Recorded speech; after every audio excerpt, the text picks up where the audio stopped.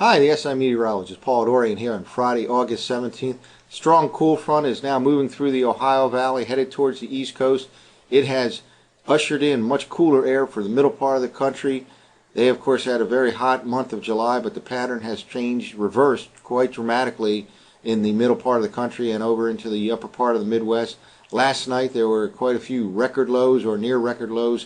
This is a map from coolweather.com that shows the area that was either a record breaker on the low side or very close to record lows. All these black dots here represent actual new record locations.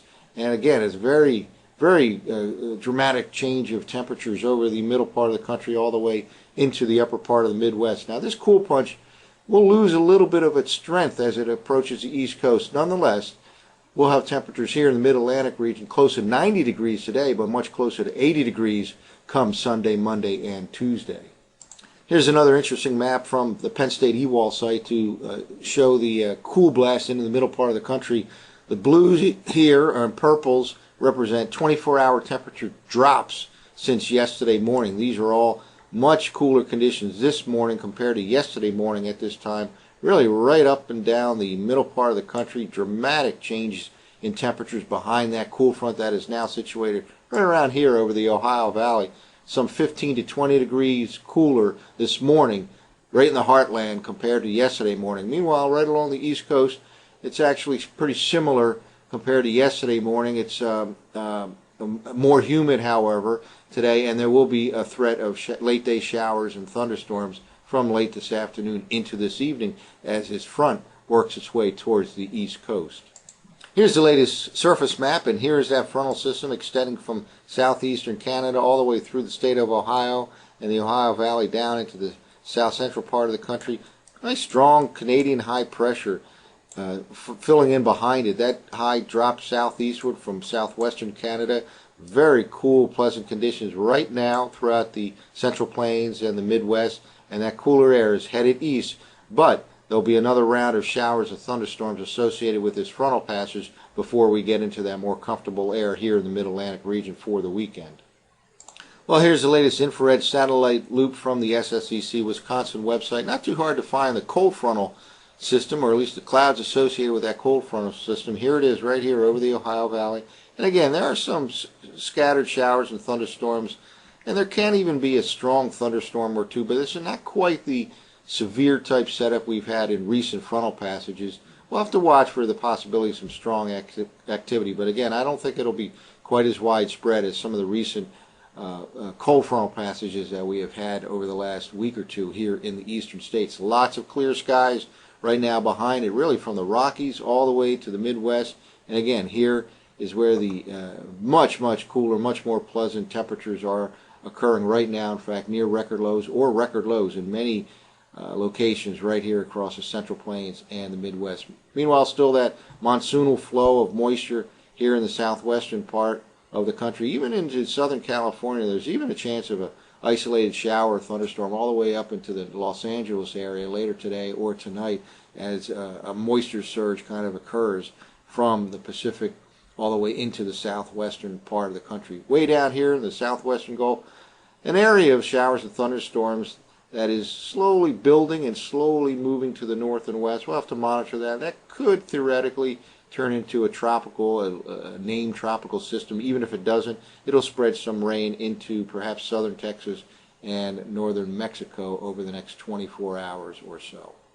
Well, let's take a look at a couple of computer forecast maps.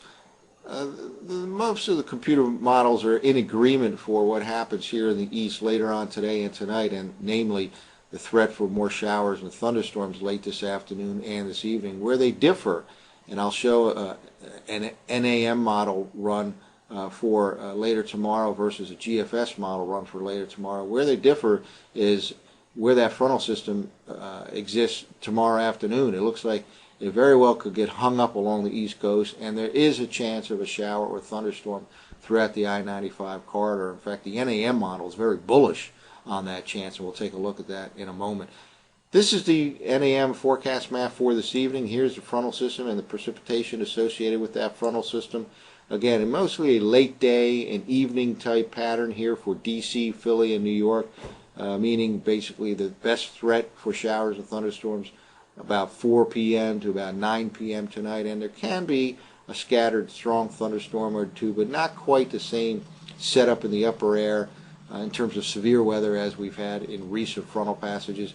All dry here from the Ohio Valley westward all the way to the Central Plains, and that'll eventually make its way to the east, but there's still a little question of exactly how dry will be on Saturday.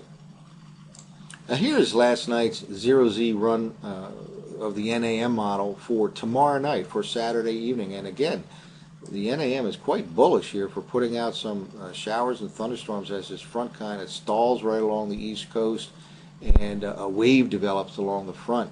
This is quite different, however, from the GFS model. We'll take a look at that in a moment. But nonetheless, there is a chance of a shower or thunderstorm hanging around pretty much at any time during the day on Saturday before drier air moves in on Sunday. Definitely looks like Sunday should be mostly sunny, probably without the threat of a shower or thunderstorm. But Saturday can bring a shower or thunderstorm anywhere along the I-95 corridor at just about any time. However, much of the day will be rain-free.